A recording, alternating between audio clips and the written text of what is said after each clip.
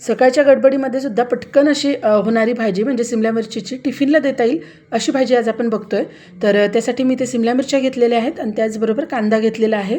तर आपल्याला सिमला मिरची आणि कांदा दोन्ही आता चिरून घ्यायचं आहे। मी मिरच्या इथे धुवून घेतलेल्या आहेत। किती सकाळची गडबड असली तरी पटकन होणारी अशी ही भाजी आहे। तर इथे मिरच्या आणि कांदा दोन्ही मी चिरून घेतले। तर आपण भाजी करून घेऊ आता। रेसिपी नेहमीप्रमाणेच अगदी साधी सोपी असणार आहे, त्यामुळे तुम्ही व्हिडिओ स्किप न करता शेवटपर्यंत पूर्ण बघा। आणि त्याचबरोबर चॅनलला अजूनही सबस्क्राईब जर केलं नसेल तर लगेच चॅनललाही सबस्क्राईब करून घ्या। तर इथे तेल तापल्यानंतर त्यामध्ये मी जिरे मोहरी टाकून घेतलेली आहे। तेल चांगलं तापल्यानंतरच त्यामध्ये जिरे मोहरी टाकून घ्यायची। त्यानंतर आपण आता जो कांदा चिरून घेतला होता तो कांदा आपल्याला आता या फोडणीमध्ये टाकून घ्यायचा आहे। तुम्ही इथे कोथिंबीर सुद्धा टाकून घेऊ शकता, पण आमच्याकडे तर सध्या आता 50 आणि 60 रुपयाला कोथिंबीर मिळते।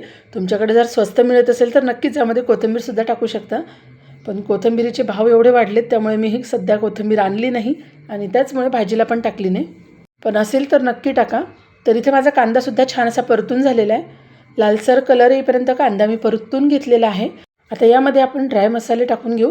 त्यामध्ये मी घेतलेला आहे हळद पावडर, त्याचबरोबर लाल तिखट, धने पावडर आणि गरम मसाला घेतलेला आहे मी इथे। हा मसाला आपल्याला आता सगळं तेलावर एकदा परतून घ्यायचं आहे अगदी 1 मिनिटभर। आणि त्यानंतर ज्या सिमला मिरच्या आपण चिरून घेतल्या होत्या त्या आपल्याला यामध्ये टाकून घ्यायच्या आहेत। कितीही सकाळची घाई गडबड असली तरी आपण पटकन ही रेसिपी करू शकतो।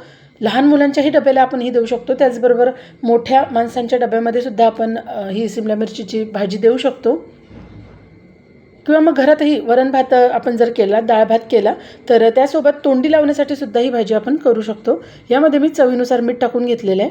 आता ते जे मीठ टाकून घेतलं आहे ते भाजीमध्ये व्यवस्थित असं मिक्स करून घेतलं आहे आणि त्यानंतर आपल्याला ही भाजी आता शिजवून घ्यायची आहे। त्यासाठी मी याच्यावर झाकण ठेवून घेतलं आहे। यावर झाकण ठेवून आपण छान अशी भाजी शिजवून घेऊ।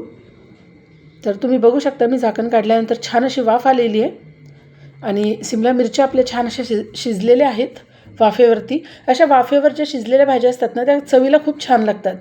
आता मिरची तर छान वाफवलेली आहे। यानंतर आपल्याला टाकून घ्यायचं आहे यामध्ये दाण्याचा कूट। तर इथे मी शेंगदाणे भाजून त्याचा दाण्याचा कूट करून घेतलेला आहे आणि तो यामध्ये टाकून घेतला आहे। आणि हा दाण्याचा कूटसुद्धा आपल्याला भाजीमध्ये आता व्यवस्थित मिक्स करून घ्यायचं आहे। खूप छान लागते ही भाजी, कुठलीही पूर्वतयारी करायची गरज पडत नाही। आयत्या वेळेला अगदी पटकन ही भाजी तयार होते। दाण्याचा कूट भाजीमध्ये व्यवस्थित असा मिक्स झाला आहे। आता परत याला मी अगदी 1 मिनिटभर परत यावर झाकण ठेवून घेते आणि छान अशी वाफ काढून घेते परत। आणि वाफ काढून घेतल्यानंतर बघू शकता तुम्ही इथे आपली सिमला मिरचीची झटकीपट होणारी, अगदी सकाळच्या घाईगडबडीत सुद्धा पटकन करता येणारी अशी ही भाजी आपली तयार झालेली आहे। टिफिनमध्ये द्या किंवा घरी भाजीपोळी खा, खूप छान लागते चवीला। तर रेसिपी कशी वाटली तुम्हाला कमेंटमध्ये सांगायला अजिबात विसरू नका। रेसिपी जर आवडली असेल तर आठवणीने चॅनलला सबस्क्राईब आणि व्हिडिओला लाईक करून घ्या।